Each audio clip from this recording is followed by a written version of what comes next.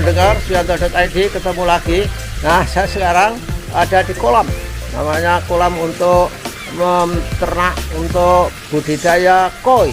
Koi itu adalah ikan yang berwarna-warni dan enak dipandang, dan ketika kita sedang capek melihat air ada koinya, itu adalah merupakan hal yang sangat bisa membuat kita relaxing. Nah, bagaimana cara ternak koi yang baik? Ini kita akan berbincang-bincang dengan Pak Irwan yang pemilik koi dan sudah pernah mengantongi juara-juara koi. Nah, kita lihat seperti apa koinya itu. Nah, ini nih. Nah, Pak Irwan, ini bagaimana cara koi ini diternak? Apa yang perlu disiapkan kalau orang harus beternak koi? Jadi sebelum beternak pasti orang pengen pelihara dulu. Nah, untuk pelihara kita perlu fasilitas yang proper. Ya. Jadi untuk pelihara koi yang paling utama adalah kolamnya dulu harus benar. Oke, benernya gimana? Ya, karena koi itu ikan yang sensitif, agak priayi, karena dia nggak seperti lele, atau grameh atau nila. Jadi harus dikasih filter, kemudian dengan sirkulasi air yang cukup, syukur-syukur ditambah aerator untuk menambah kadar oksigen dalam air. Oke, jadi dia airnya harus bergerak ya? Oke. Jadi seperti yang dilihat di kolam ini sudah cukup sederhana, walaupun dibilang seperti itu, tapi sudah cukup untuk pelihara koi. Oke. Dan ukuran kolam gimana ukuran? Ini yang kita pakai ini 3 meter kali 3 meter. Dalamnya 1,5 meter. Oke. Jadi untuk pelihara koi itu minimal dalamnya 1 meter. Oh, kalau semakin dalam semakin baik nggak? Maksimal 2 meter, karena toleransi tekanan ikan yang jadi ditahan sama ikan di kedalaman 2 meter sudah cukup. Oke.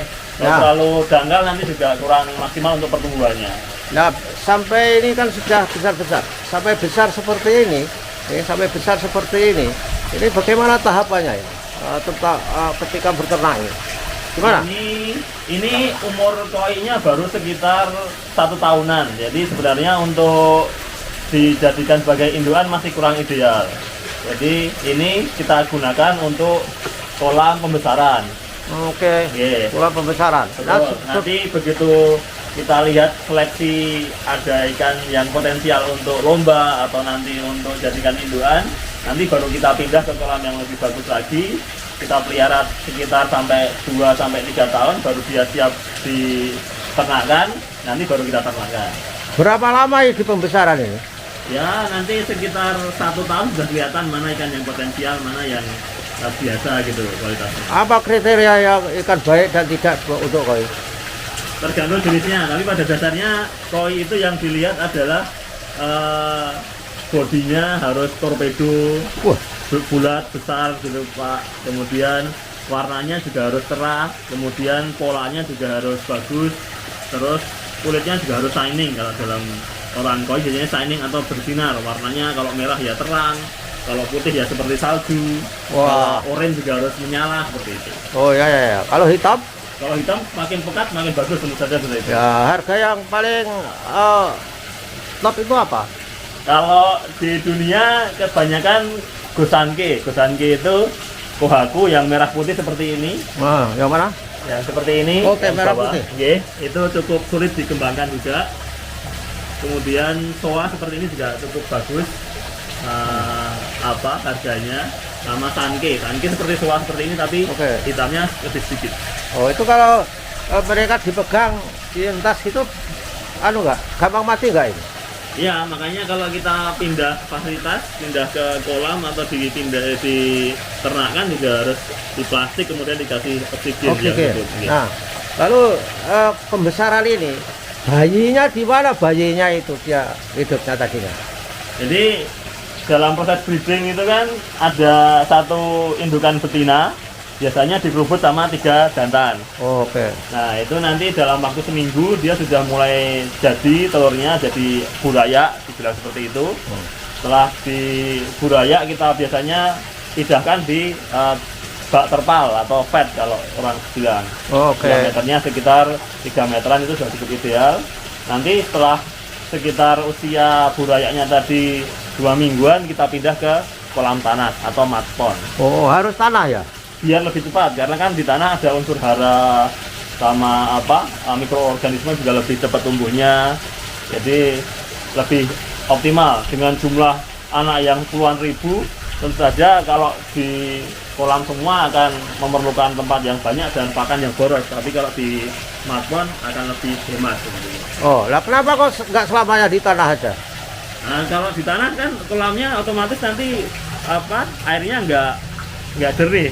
Oke. Jadi kita nggak bisa menikmati keindahan koi karena airnya terlalu budak atau terlalu keruh. Kemudian jumlah ikan puluhan ribu kan nggak semuanya bagus. Tapi sebenarnya kalau ditaruh di tanah bisa hidup dia ya? Di tanah terus misalkan saja. Bisa asalkan tetap ada air yang mengalir.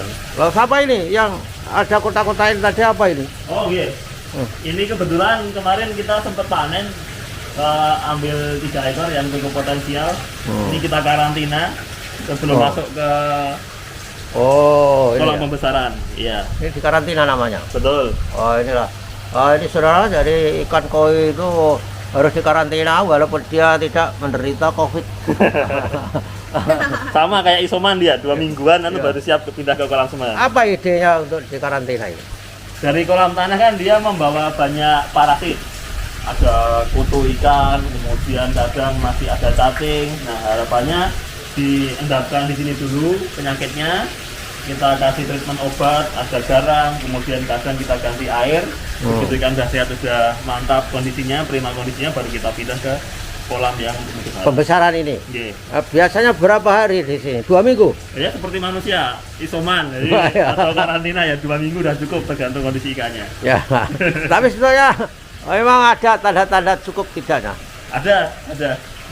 Apa misalkan bahwa sudah cukup ini dipindah ke kolam indukan, dipindah ke kolam pembesaran, ini apa kriteria? Jadi kalau ikan baru pindah ke tempat yang baru dia pasti stres. Oke. Itu nanti kulitnya kemerahan, kemudian dia diem nggak mau bergerak, kemudian dia kadang jamuran. Nah, itu gunanya selama 2 minggu kita pantau kondisinya.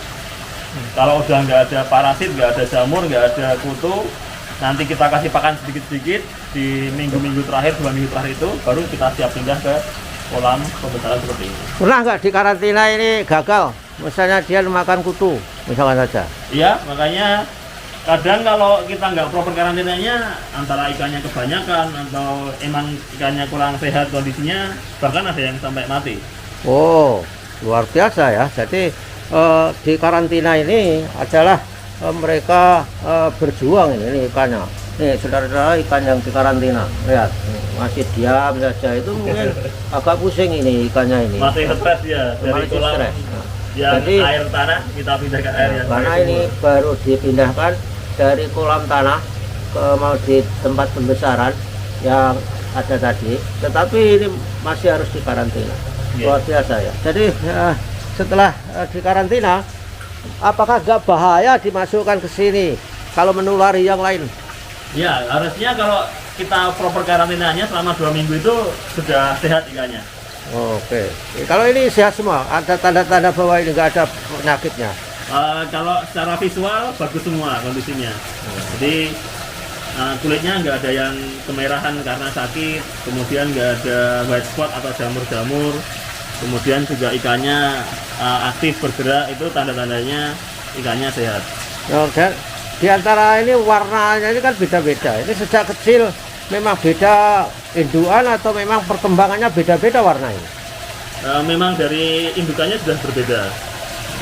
Jadi beda ya. Mereka ikan ini termasuk saling menyerang tidak? Ya namanya hewan pasti punya sifat karnivora ya. Nanti kalau ukurannya ekstrim, antara yang besar sama yang kecil itu masuk ke mulutnya pasti dimakan. Makanya kita yang agak seragam lah ukurannya, jangan sampai terlalu ekstrim biar nanti nggak dimakan yang kecil. Ya jadi yang terlalu kecil jangan masukkan sini. Ya. Yang pokoknya ditelan bisa keselak itu nggak akan bisa dimangsa. Nggak survive nanti kalau Ya. dicampur sama yang gede-gede. Ya inilah. Jadi apa lagi pesan kepada orang-orang yang mau berkoi ria, Wan? Pesannya apa? Kalau orang mau masuk ke dalam dunia koi? Yang pertama harus senang dulu. Yang pertama senang, kemudian jangan mudah menyerah. Dalam artian koi itu kadang gampang sakit, kemudian kadang kita juga gampang bosen. Juga kita harus rajin-rajin menjalin silaturahmi sama teman-teman di komunitas. Oh, punya komunitas ya? Iya, banyak komunitas di Jogja.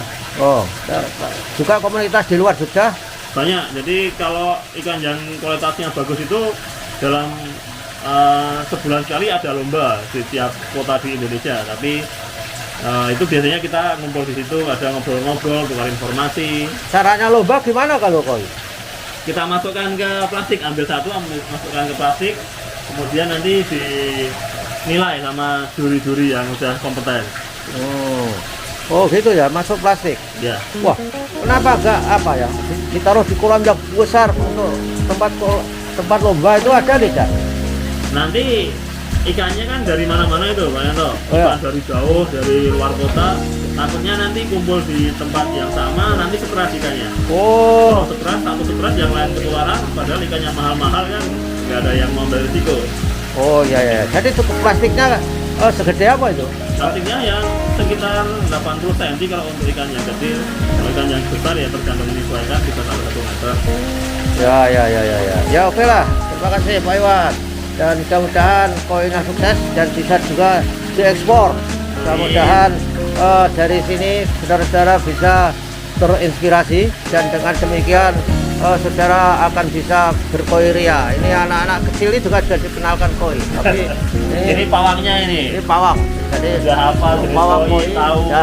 yang sakit yang mana. Ya, karena pawang koi kadang-kadang koinya sudah mandi dia belum mandi. Demikian saudara-saudara, jangan lupa klik subscribe supaya Anda selalu mendapat video yang terbaru dari Suyanto.id. Sampai ketemu lagi.